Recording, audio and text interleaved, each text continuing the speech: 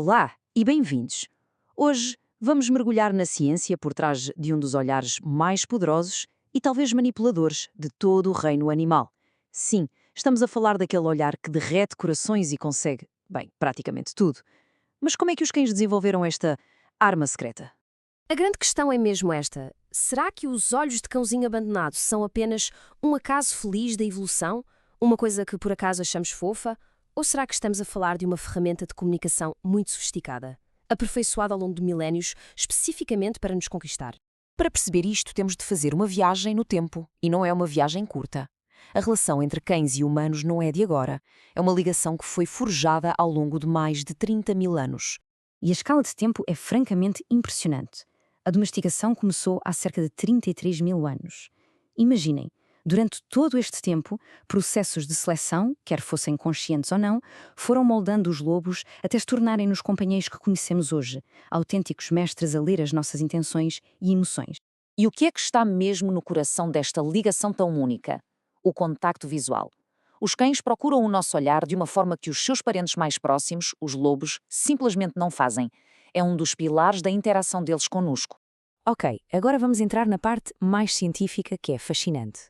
O que acontece a nível biológico quando um cão e um humano se olham nos olhos é a libertação de oxitocina. É chamada a hormona do amor ou da ligação, a mesma que fortalece a relação entre uma mãe e o seu bebê. E o incrível é que acontece nos dois, no cão e na pessoa.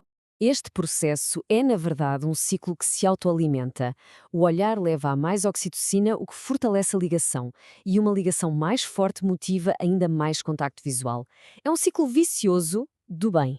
Na prática, os cães conseguiram sequestrar a nossa própria resposta biológica de cuidado parental. É genial.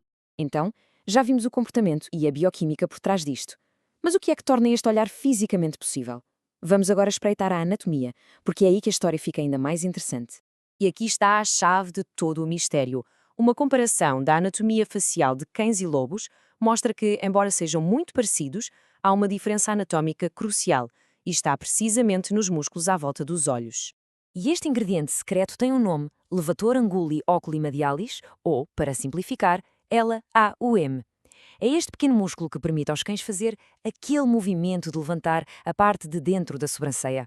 E quando os cientistas foram investigar, os dados das dissecações foram claríssimos. O músculo LAOM está consistentemente presente e bem desenvolvido nos cães domésticos. E nos lobos? Ou está completamente ausente, ou quando muito, são só umas fibras insignificantes. Esta é a prova anatómica preto no branco. Certo, anatomia é uma coisa, mas o comportamento é outra. Será que os cães usam mesmo esta vantagem muscular de forma diferente dos lobos quando estão a interagir connosco? Portanto, a questão fundamental é esta. De que serve ter o músculo se não o usam? A diferença anatómica só importa se traduzir numa diferença real de comportamento. E foi exatamente isso que os investigadores foram testar. E aqui está a primeira grande bomba dos resultados. Quando colocados em frente a um humano, os cães fazem este movimento de levantar a sobrancelha, tecnicamente chamado de AU101, com uma frequência muitíssimo superior à dos lobos. A diferença não é pequena, é abismal. Mas a história não acaba aqui, de todo.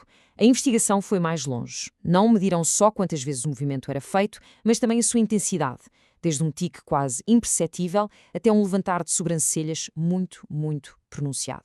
E os lobos? Quantas vezes é que eles fizeram os movimentos de intensidade mais elevada, aqueles que realmente nos tocam? O número é zero. Nenhuma única vez. Para resumir, as descobertas comportamentais são esmagadoras. Os cães não só fazem este movimento com mais frequência, como o fazem com uma intensidade que os lobos simplesmente não conseguem. E os movimentos mais expressivos, esses são exclusivos dos cães. Ok, vamos juntar as peças todas.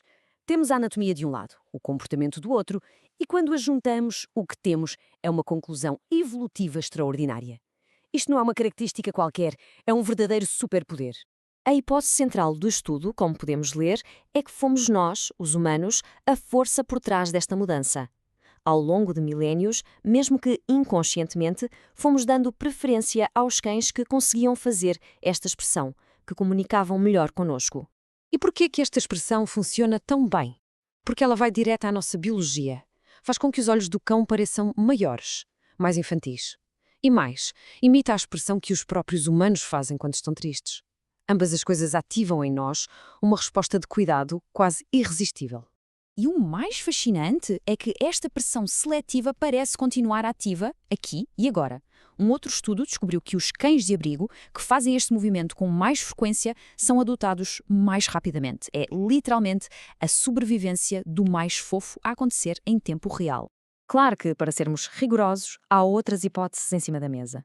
Uma sugere que estes movimentos funcionam como sinais de comunicação, tal como nós usamos as sobrancelhas para dar ênfase. Outra propõe que, ao levantar a sobrancelha, o cão expõe mais a parte branca do olho, algo que para os humanos é um sinal importante de comunicação. Seja qual for a combinação exata de razões, o resultado final é impressionante. Esta é uma das provas mais claras que temos de uma mudança evolutiva rápida em tecidos moles, como os músculos, impulsionada diretamente pela seleção de outra espécie. Em termos evolutivos, 33 mil anos é um piscar de olhos. E isto deixa-nos com uma última reflexão, um pouco vertiginosa.